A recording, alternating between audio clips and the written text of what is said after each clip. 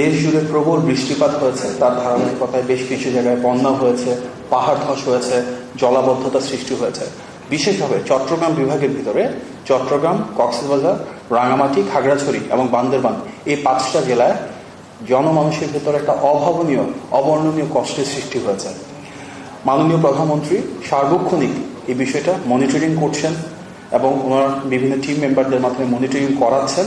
ইতিমধ্যে আমরা জানি যে গতকালকে এই 5টি জেলা সবচেয়ে বেশি আক্রান্ত হয়েছে, যেটি চট্টগ্রাম, কক্সবাজার, রাঙামাটি, খাগড়াছড়ি এবং বান্দরবানের যারা রাষ্ট্র পরিচালনার সাথে সম্পৃক্ত রয়েছেন সরকারের ভেতরে থেকে স্থানীয় প্রশাসনের ডিসি, এসপি, ডিআইজি, সংশ্লিষ্ট কমিশনার, সিভিল সার্জন, ফায়ার সার্ভিসের সবার সাথে উনি মিটিং করেছেন, সুনির্দিষ্ট নির্দেশনা দিয়েছেন কিভাবে জনগণের সাথে থাকতে হবে, কিভাবে জনগণের পাশে থাকতে হবে। আগামীকালকেও মাননীয় প্রধানমন্ত্রী বাংলাদেশের সকল বিভাগীয় কমিশনারদের সাথে আলোচনা করবেন, ওনাদের মতামত নেবেন এবং ওনার নির্দেশনা প্রদান করবেন। যে উদ্ধার তৎপরতা রয়েছে সেক্ষেত্রে স্থানীয় প্রশাসন এবং রাষ্ট্রযন্ত্রের সকল অনুষঙ্গ, অর্থাৎ একদম ইউনিয়ন থেকে শুরু করে ডিসি, এসপি, আইন শৃঙ্খলা বাহিনীর সাথে যারা রয়েছেন, ওসি থেকে শুরু করে প্রতিটি পর্যায়ের একটা সংশ্লিষ্টতা নিশ্চিত করা হয়েছে। প্রতিটি মন্ত্রণালয় যার যার জায়গা থেকে গুরুত্বপূর্ণ ভূমিকা পালন করছেন। মাননীয় প্রধানমন্ত্রীর নির্দেশনায় একটি সমন্বিত উদ্যোগ গ্রহণ করা হয়েছে। এর পাশাপাশি আমরা দেখেছি ইতিমধ্যে আমাদের মাননীয় বিদ্যুৎ প্রতিমন্ত্রী চট্টগ্রামে ছুটি দিয়েছেন। উনি মাননীয় প্রধানমন্ত্রীর নির্দেশনা সরাসরি মনিটরিং করছেন। স্থানীয় সংসদ সদস্যবৃন্দ সবাই যার যার এলাকায় ছুটি গিয়েছেন। বিশেষভাবে চট্টগ্রাম বিভাগের প্রতিটি স্থানে স্থানীয় সংসদ সদস্য এবং রাজনৈতিক নেতৃবৃন্দ কাঁধে কাঁধ মিলিয়ে একদম তৃণমূলে গিয়ে কাজ করার চেষ্টা করছেন। ইতিমধ্যে মাননীয় প্রধানমন্ত্রী, যেহেতু তিনি বাংলাদেশ জাতীয়তাবাদী দল বিএনপির চেয়ারম্যান, স্বাভাবিকভাবে তিনি তার পুরো দলকেও কিন্তু ইতিমধ্যে আহ্বান জানিয়েছেন যেন সাধারণ মানুষের সাথে থেকে ত্রাণ কর্মকাণ্ডে সম্পৃক্ত হন, উদ্ধার কর্মকাণ্ডে নিজেদেরকে নিয়োজিত করেন। ইতিমধ্যে বিমূল দল বিএনপি এবং ছাত্রদল, যুবদল, স্বেচ্ছাসেবক দল সহ বিএনপির সকল অঙ্গ এবং সহযোগী সংগঠনের নেতৃবৃন্দ প্রতিটি জায়গায় স্থানীয়ভাবে সাধারণ জনগণের সাথে থেকে কাজ করছেন এবং যেভাবে পারে সাধারণ মানুষের পাশে দাঁড়াচ্ছেন। মাননীয় প্রধানমন্ত্রী ইতিমধ্যে অর্থনৈতিক অনুদান নিশ্চিত করেছেন। আপনারা নিশ্চয়ই অবগত রয়েছেন, প্রায় 2 কোটি টাকার উপরে খুব দ্রুত গতিতে সাধারণ মানুষের কাছে পৌঁছে দিয়েছেন।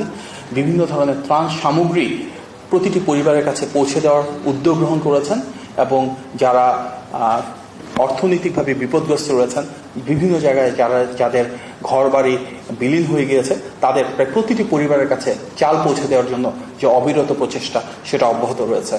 ইতিমধ্যে চট্টগ্রাম বিভাগের সংশ্লিষ্ট জেলাগুলোতে এইচএসসি পরীক্ষা বন্ধ করা হয়েছে।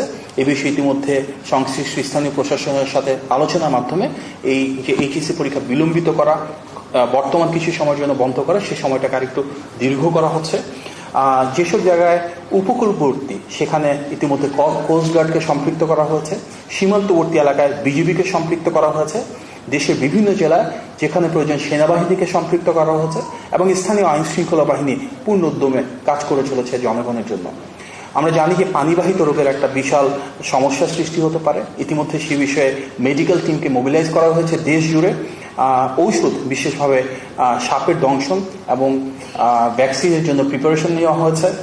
পানি নেমে যাওয়ার পর স্বাভাবিকভাবেই রাস্তা এবং রেলপথটাকে দ্রুত গতিতে মেরামত করতে হবে। এই জন্য সংশ্লিষ্ট এলজিইডি এবং রোডস অ্যান্ড হাইওয়ে সহ বিভিন্ন সরকারি দপ্তরকে প্রস্তুতির জন্য নির্দেশনা দেওয়া হয়েছে। খুব দ্রুতই খাদ্য বান্ধব কর্মসূচি শুরু হবে। যারা স্বাভাবিকভাবে ক্ষতিগ্রস্ত হয়েছেন ওনাদের পুনর্বাসনকে প্রাধান্য দেওয়ার জন্য ক্ষতিগ্রস্ত যেসব গৃহস্থলী রয়েছেন, অনেকেরই বিভিন্নভাবে কৃষিক্ষেত্রে, মৎস্য চাষে বা গবাদি পশু পালনের ক্ষেত্রে যারা ক্ষতিগ্রস্ত হয়েছেন ওনাদেরকে ক্ষতিপূরণ কিভাবে দেওয়া যায় সেগুলো নিয়ে ইতিমধ্যে কার্যকর উদ্যোগ গ্রহণ শুরু হয়েছে।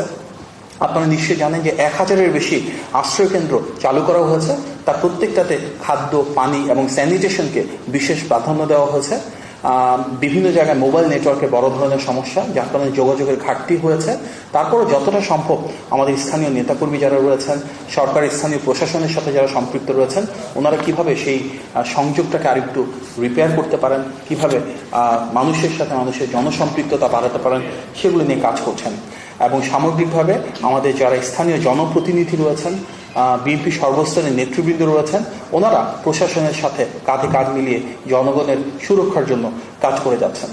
মূলত মাননীয় প্রধানমন্ত্রীর নেতৃত্ব এবং নির্দেশনায় আমরা একই সাথে রেস্কিউ, রিলিফ এবং রিহ্যাবিলিটেশন এই 3টা ফেজকে নিয়ে একসাথে কাজ করার জন্য চেষ্টা করে যাচ্ছি। দেখুন, যখন একটা জাতির জন্য দুর্যোগের ঘনঘটা নেমে আসে তখনই কিন্তু ঐক্যবদ্ধ হওয়ার সময়।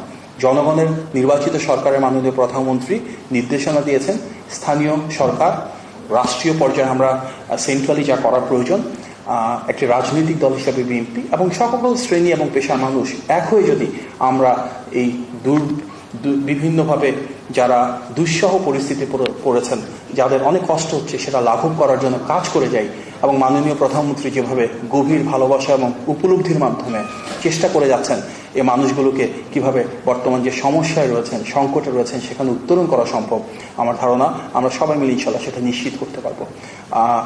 একটা নির্বাচিত সরকার তার সর্বোচ্চ দায়বদ্ধতা, আন্তরিকতা এবং গভীর মমত্ববোধ দিয়ে মাননীয় প্রধানমন্ত্রীর নির্দেশনায় চট্টগ্রাম, কক্সবাজার, রাঙামাটি, খাগড়াছড়ি, বান্দরবান সহ প্রাথমিকভাবে 5টি জেলায় এবং সারা বাংলাদেশ জুড়ে যে প্রবল বৃষ্টিপাত, বন্যা, পাহাড় ধস এবং জলাবদ্ধতা বিষয়গুলো রয়েছে সেটিকে সর্বোচ্চ গুরুত্ব দিয়ে মানুষের ভাগ্য পরিবর্তনের জন্য, তাদেরকে আরও সুরক্ষিত রাখার জন্য, ওনাদের ত্রাণ, খাদ্য, পানি, স্যানিটেশন নিশ্চিত করবার জন্য এবং যারা পরীক্ষার্থী রয়েছে তাদের জন্য জীবনে বড় ধরনের যে বিপদ তার ভাবছিল সেখান থেকে বেরিয়ে আসতে পারে, সে কারণে পরীক্ষা বিলম্বিত করার মাধ্যমে বহুমুখী একটা পদক্ষেপ গ্রহণ করা হয়েছে।